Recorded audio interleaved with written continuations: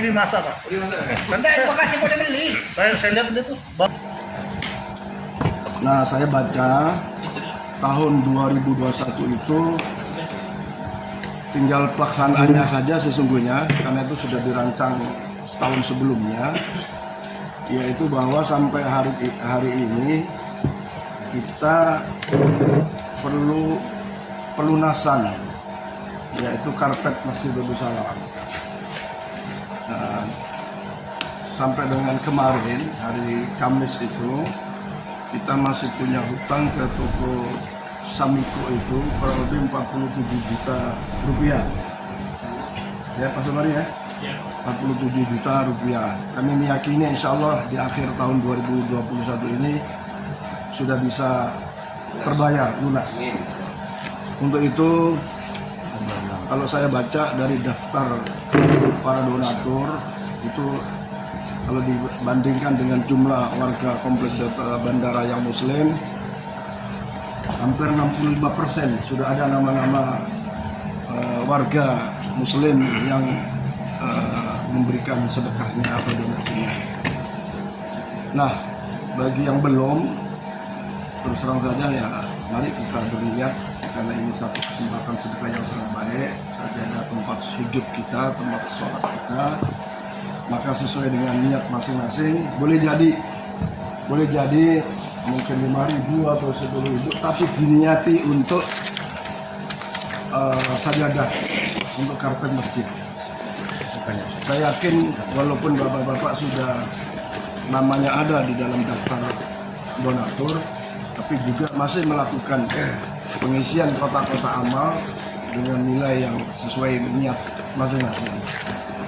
Jadi sekali lagi saya meyakini bahwa mungkin namanya belum ada di dalam daftar, tapi sudah melakukannya melalui kotak-kotak amal. Nah, walaupun demikian, karena kita masih punya kewajiban membayar sejumlah 47 juta, maka yang belum ya, walaupun 10.000, 5.000, 100.000 masuk kotak amal diniati untuk infak saja. Nah, bagi yang punya kelebihan rezeki, memang waktu lalu kami pun punya perkiraan bahwa kalau kira-kira awal November belum terlunaskan, kami datang gitu ke beberapa orang yang kita anggap punya kemampuan, tapi ya belum terlaksana juga. Dan intinya kami meyakini bahwa insya Allah pada akhir 2021 Masjid Darussalam dapat melunasi hutang tentang sajadah ini. Yang kedua, tentang rencana kalender tahun 2022, itu juga secara materi kalender masih belum terpenuhi keseluruhan, utamanya tentang foto-foto dari bapak-bapak sekalian. Karena di dalam rencana kalender itu memang sudah dibicarakan waktu yang lalu, halaman pertama gambar apa, halaman kedua gambar apa, itu sudah ada ya, sampai halaman ketiga. Dan sebenarnya di sini sudah ada kerangka dasar gambar kalender tahun 2022, cuman karena tidak bisa kita tampilkan ya sudah, sementara nanti saya WA-kan saja kerangka besar dari kalender ini, walaupun memang ya namanya masih kerangka ya, belum persis seperti yang akan kita cetak, tapi sebagaimana tahun lalu bahwa semua itu kita share, nanti ada koreksi dan sebenarnya ada salah-salah, baru kita putuskan untuk cetak. Kemudian yang kedua, yang berikutnya adalah proposal pembangunan pagar masjid. Nah, ini pun sudah dilakukan pembuatan proposalnya dan sudah sampai di Pak Juni Wardana, karena waktu itu Pak Dirudi, saya, Pak Fahir pun pernah bicara dengan beliau, dan intinya kita mengajukan pagar masjid itu melalui dinas PUPR atau dinas tata ruang, dan itu sudah diajukan. Angkanya kita nggak membatasi, artinya intinya Masjid Babus Salam butuh pagar. Nah, kalau nanti sudah dialokasikannya pasti akan ada tim yang datang. Nah, tentu saja kewajiban kita dalam persoalan realisasi pagar ini adalah membuat desain. Dan sebenarnya di sini pun sudah ada desain-desain yang tadinya mau saya tampilkan, tapi ya insya Allah matang-matang. Kemudian yang tahun 2021 ya, saya hari ini sengaja membuat rapat khusus seperti ini, dan ini pun sudah lama kita rancang. Waktu itu sering kita rapat-rapat di Lamongan ya, Pak Yanto, Pak Dirudi, saya di mana satu itu ada ya, Buah Siah yang itu kadang-kadang gitu Pak, kita bikin suasana yang mungkin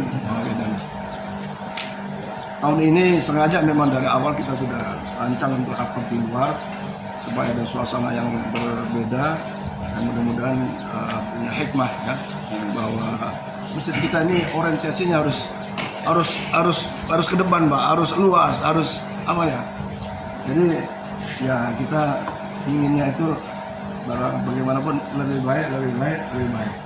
Dan bahkan baru kali ini barangkali masjid di Kubu Raya bicara masjid di yang seperti ini, makan dulu, bahkan tersedia beberapa misalnya ada buah-buah. Mudah-mudahan ini menjadi hikmah buat kita semua. Nah, para bapak-bapak sekalian, tahun 2022 dan 2023 ada satu rencana besar yang kalau kita sepakati, maka rencana-rencana yang lain ikut. Rencana besar yang kita maksud adalah adanya peresmian Masjid Babus Salam yang kita mohon dengan kesediaannya, peresmiannya adalah oleh Bapak Gubernur Kalimantan Barat. Nah, ini rencana kegiatan besar dan akan mengikuti rencana-rencana kerja di tahun 2022. Pertanyaannya adalah, kira-kira kita perlu nggak peresmian yang dilakukan oleh Pak Gubernur? Saya mohon mungkin dari sebelah sini, Pak siapa dulu? Pak. Perlu ya, Pak Haji? Ya. Oke. Akan menambah nanti semaranya. Kalau sebelah sini saya perlu semangat. Pak Haji ada komentar? Mungkin perlu diresmikan, tapi kalau bisa kita gimana caranya kita menyelesaikan pagar itu Pak. Jadi diresmikan maksudnya masjidnya sudah jadi kan? Tapi pagar pun sudah jadi. Kalau pagar masih seperti ini, Itu yang saya bilang tadi, bahwa rencana besarnya judulnya peresmian nanti akan terkait dengan rencana kerja di tahun 2022 gitu. ya itu cuma saran itu Pak. Ya. Kalau Itu akan. bisa Oke. diresmikan, Jadi, mungkin pagarnya juga harus sudah selesai. Ya, Artinya dari luar pun sudah nampak, ke dalam apalagi sekarang memang sudah nampak gitu. Belum ya. Itu saran aja. Ya, oke. Apa lagi? Udahlah, kalau gitu Pak Rusdi aja lah. Apa lagi? Peresmian, perlu nggak peresmian? Oh, peresmian saya kira Perlu ya. itu pesan simbolis yang akan dikirimkan pada generasi selanjutnya. Dikirimkan generasi penerusnya ya. Jadi dan peresmiannya Pak Gubernur ya? Oh, boleh. Boleh ya? Boleh. Kalau Pak Bupati kan saya kira akan berbeda rencana kerjanya gitu ya. Udah letakkan batu pertama. Nggak apa-apa. Jadi saya kira untuk tidak memperpanjang tentang persetujuan peresmian Masjid Babus Salam yang insya Allah akan kita undang Pak Gubernur kita Pak Kabar. Nah, rencananya itu direncanakan pada tanggal 14 April 2023. Kenapa ada April? Ini ada kaitannya dengan kepengurusan atau masa periode kepengurusan. Jadi boleh jadi nanti bisa jadi nanti pengurus baru dan seterusnya gitu, atau setelah itu baru pengurus baru. Maka ada ancar-ancar 14 April ini menjadi sesuatu yang dibuat untuk kaitannya dengan periode kepengurusan. Ya tentu saja waktunya kalau bisa pada bulan tersebut ya dilaksanakan bulan tersebut. Kalau nanti misalnya nggak bisa Pak Gubernurnya dan seterusnya, maka saya kira Pak Gubernur kita info dari Pak Nata gimana? Enggak, ini persoalannya 14 April ini 2023 Gubernur Kalbar ini udah definitif Pak. Definitif? PJW dia udah langsung diambil alih sama Jakarta. Belum. Jakarta 2022, Kalbar itu 2023. Belum Pak. Belum. Saya nggak. Sudah, ya. Pak. Pak Miji itu masa akhir jabatannya September 10 September 2023 Pak. 10 September. bulan 9 Pak 2023. Nanti barulah PJ nih dari Departemen Negeri sampai 2024. Jadi direncanakan Desember 2024 baru pemilihan gubernur. 10 September ya?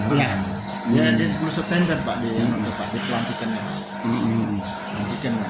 Jadi dia dari 10 September itu sampai pemilihan gubernur, artinya dia lepas sudah enggak. Itu kan PJ dari Dalam Negeri enggak pemilihan. Artinya kalau di bawah 10 September beliau masih bisa. Masih bisa ya?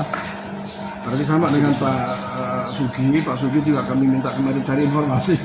Karena ada informasi awal itu di awal tahun 2023 Pak. Masa jabatan beliau 10 September. Jadi ini kalau dirancang misalnya 14 April misalnya, nanti Enggak, kalau pilkada serentaknya itu kan 2024 setelah pilpres. Bukan sebelum pilpres, setelah pilpres. Cuman definitif dari Mendagri itu memang berbeda-beda. Seperti Jakarta kan 2022 ya udah didefinitifkan gitu kan. Nah kemudian untuk daerah-daerah lain kita nggak tahu. Jadi memang rentang waktu penundaan karena ada COVID ini itu memang cukup jauh berbeda. Seperti Jakarta itu kan harusnya di 2021 ini dia udah masuk agenda bagian dari pilkada, cuman karena kemarin ada COVID ditunda di 2022. Kemudian di daerah lain kita nggak tahu. Makanya kemarin ini dipaksa oleh pemerintah, KPU pusatnya dulu terpilih, setelah itu nanti KPU provinsi, baru KPU kabupaten kota. Jadi KPU pusat ini dia udah selektif di akhir tahun ini. Jadi panitianya udah terbentuk gitu. Kemudian nanti di 2022 itu merujuk kepada KPU provinsi dan kabupaten kota. Saya kemarin udah kontak dengan kawan saya yang di KPU kota, belum bang katanya untuk KPU provinsi dan kota belum. Jadi nanti mereka akan apa gitu. Tapi kemarin saya nengok di berita acara Mendagri itu serentak diadakan itu kalau tidak salah sebelum memasuki hari raya Idul Fitri 2024 itu untuk pilpresnya dulu. 2023 ya, pilpresnya dulu. Jadi pilpresnya dulu diadakan baru nanti pilkadanya. Kan kalau pilpres itu kan dia mengacu kepada. Nah itu kan pilkadanya Pak. Ini kan persoalan definitif agenda atau. Nah itu makanya Pak itu setelah itu makanya didefinitifkan semua gitu. Jadi masa gini Pak. Misalnya Pak Miji ini kan dilantik 10 September 2018. Artinya berakhir 10 September 2023. Iya, 5 tahun kita kan. Pemilihan kita ini Pak 2024. Cuman kita bulannya nggak tahu nih.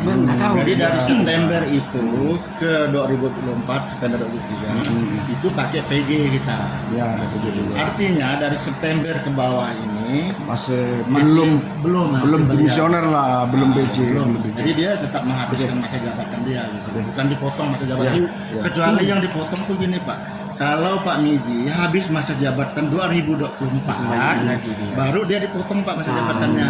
Tapi Pak Miji ini kan karena belum sampai, belum sampai, dia masih sampai habis masa jabatannya.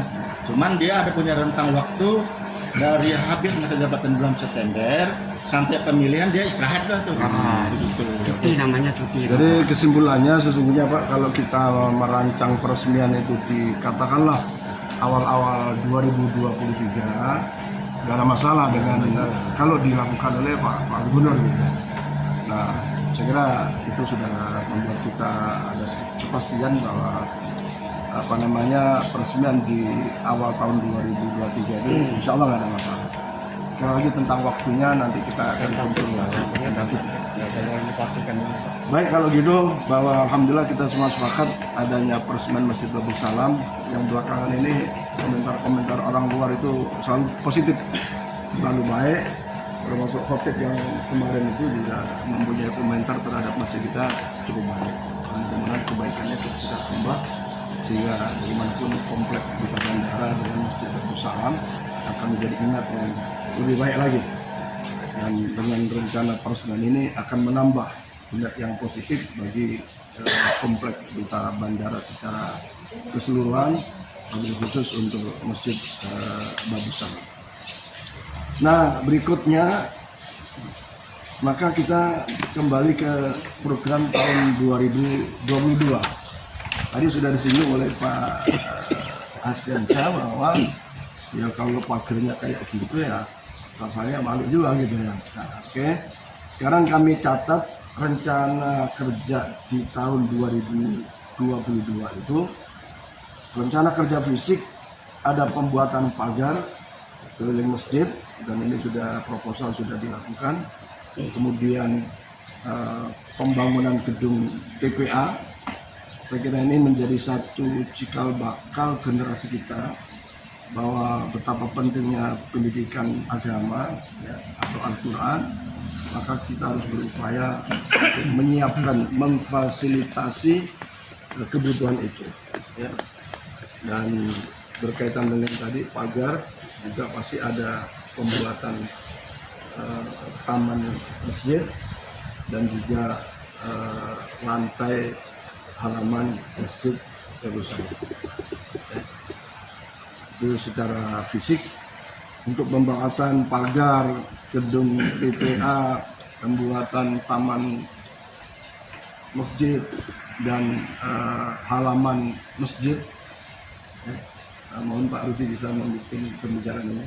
Nanti ada lagi rencana kerja non fisik. Sekarang fisik dulu. Kira-kira acara. Oke, Assalamualaikum warahmatullahi wabarakatuh. Terima kasih kesempatan yang diberikan.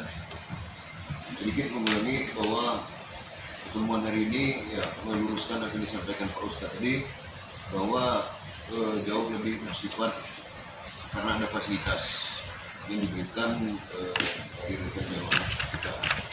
Jadi tidak menggunakan tas pada masjid. Ini untuk meluruskan supaya konteks emak-emak ketika membaca undangan suaminya tidak bingung. Untuk rapat tidak tahu bercandaan. Jadi ini karena ada yang bersedekah berinfak untuk kita saja. Yang kedua berkaitan dengan rencana kerja memang itu prioritas Pak. Walaupun belum menjadi final. Maksudnya belum menjadi final. Di sini mungkin untuk gedung TPA kalau yang final itu lantai halaman itu tuh final. 2022 itu menjadi target tuntas. Kalau pagar sudah jalan dari sekarang. Jadi kalau untuk halaman itu rencana itu mau di keramik tuh lantai halaman deh Pak ya? Iya, halaman masjid keliling. Kemudian kalau untuk gedung TPA ini karena keterbatasan ruang nih, jadi kita masih setting-setting. Yang pasti ketika sholat Jumat itu saja terlihat penuh loh halaman kita tuh. Jadi kalau diisi gedung TPA di dalamnya mungkin agak memakan ruang parkir. Yang kedua di sini saya kira tambahannya mungkin fasilitas parkir. Karena memang terasa panas, kemudian hujan-hujanan para jamaah yang melakukan sholat setiap hari itu. Kalau untuk sholat Jumat sudah jelas, tapi kalau untuk yang harian itu jemaah kadang-kadang berusaha mencari lokasi di bawah pohon dan seterusnya. Jadi kita bangunkan tempat parkir. Saya kira gedung TPA masih pilihan. Yang kedua, yang ketiganya, terhadap gedung TPA ini karena menjadi hal yang penting, ini mungkin masih perlu didiskusikan dengan para pihak lagi.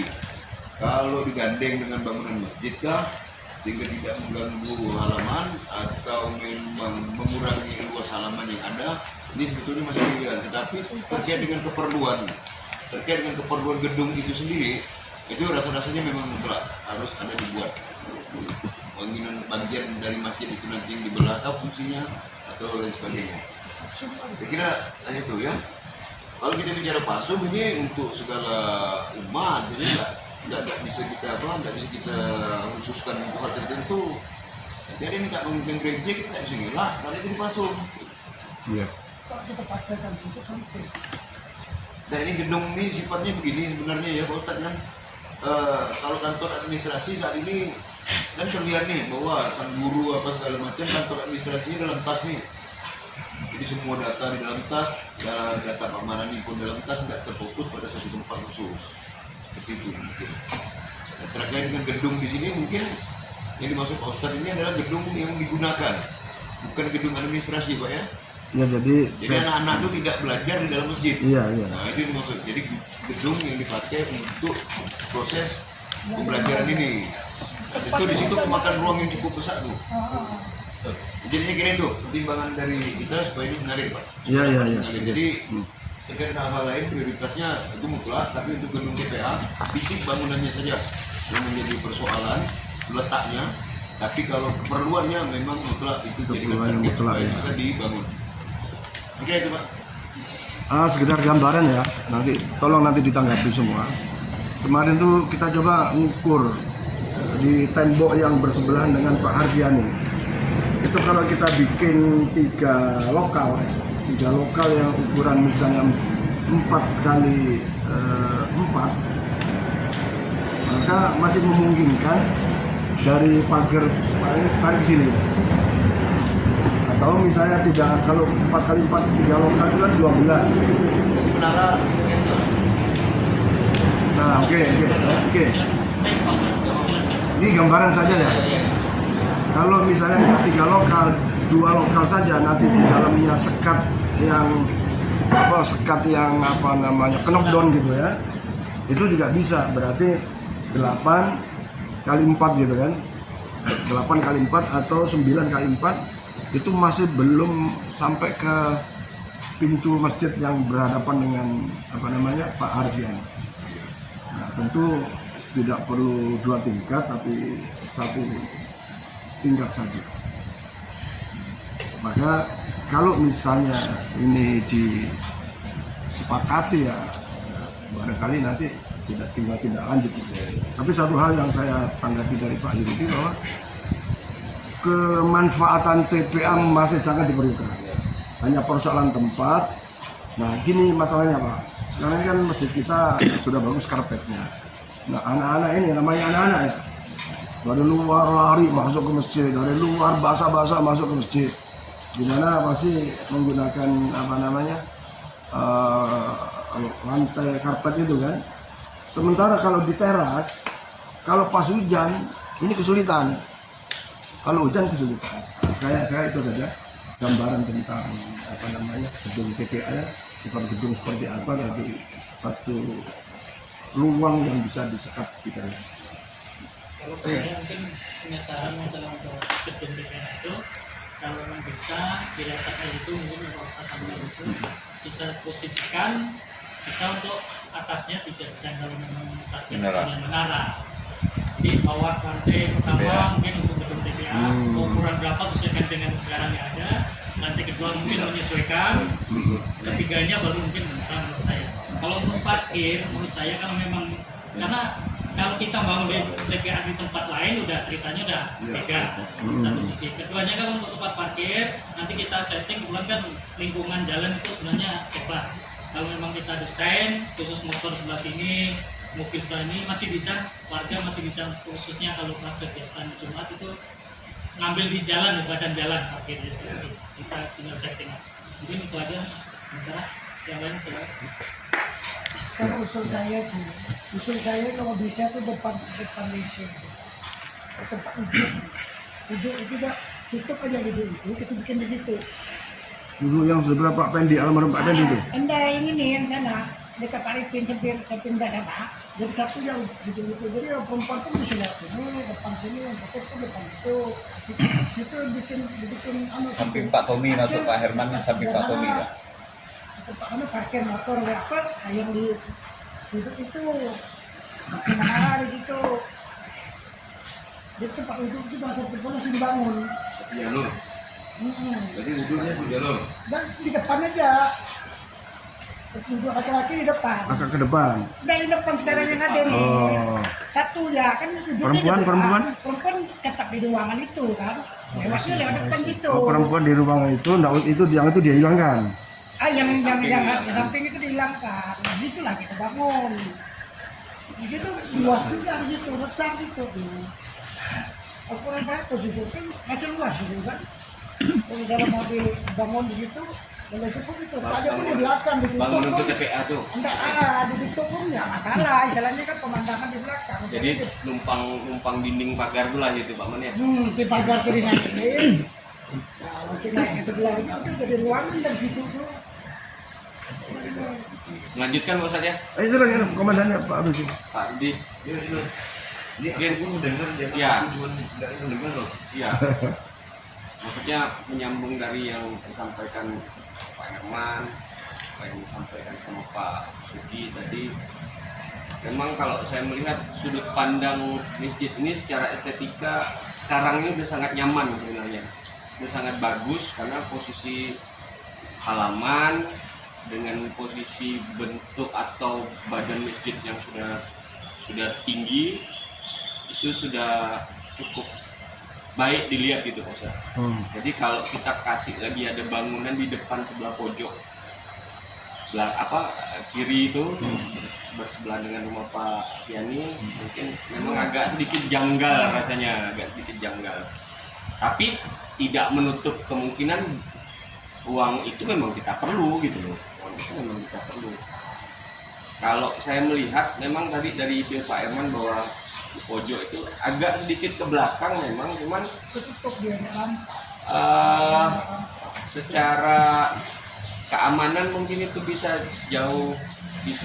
apa ya, harus kita pikirkan lagi nih Pak Herman kalau banyak ke belakang. Itu enggak rusak pemandangan, itu tutup. Betul, cuman nanti anak-anak yang belajar ini yang saya harus pikirkan juga. Nah, dia masuknya dari masjid, dari teras masjid tuh. Nah, masuk ke situ. Dari teras masjid kan. Jadi Pak Herman Jadi itu dia bikin dijadikan pintu ruang, situ. dinding itu jadikan ruang gitu ya. Jadi temboknya itu dinaikkan, tutup. Jadi dia masuknya di ruangan dari teras-teras tuh. Iya, gambar sih Pak Ustaz. Teras-teras itu di masjid itu. Jadi keindahan masjid kita Tetap terjaga. Di situ terlindung. Tapi bagaimana dengan tadi usul Pak Sugianto tadi, lantai dasarnya TPA ke atasnya? Itu kan tentatif Pak. Itu tentatif. Masih rapat. Tapi mungkin gini saya tanggapi Pak Herman.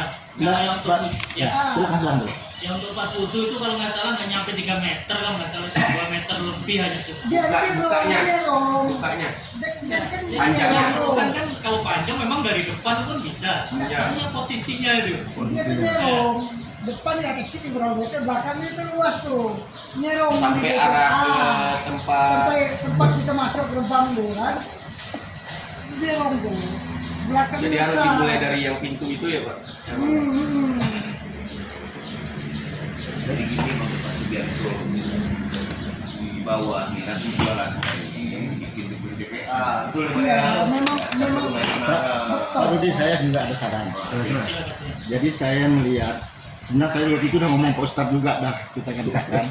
Jadi di depan sebelah kanan, sebelah kanan itu, saya waktu itu ada ngomong Pak Ustadz ini, jadi ini coba kita buat menara dan kepentingan ada 2 di bawahnya pakai TPA, mungkin menaranya itu Ya kurang lebih sama kayak Mujahidin gitu. kalau menaranya misalnya kita tinggikan mungkin hitung-hitungan mungkin aku hitung 500-an waktu itu 500, jadi kita penggunaannya ada 2 menara misalnya di bawah ini bisa 6x6 atau berapa lah. Nah, jadi penggunaannya jadi ada 2 karena memang TPA sangat penting 2 fungsi. Menara juga penting Pak untuk identitas masjid kita dan di bawahnya untuk TPA. Kapan perlu kalau bisa 2 tingkat mungkin bisa untuk sekretariatnya yang tingkat 2. Ini saran. Bangunannya untuk sekretariat atasnya. Jadi TPA ini kan besar nih Pak rencananya nih.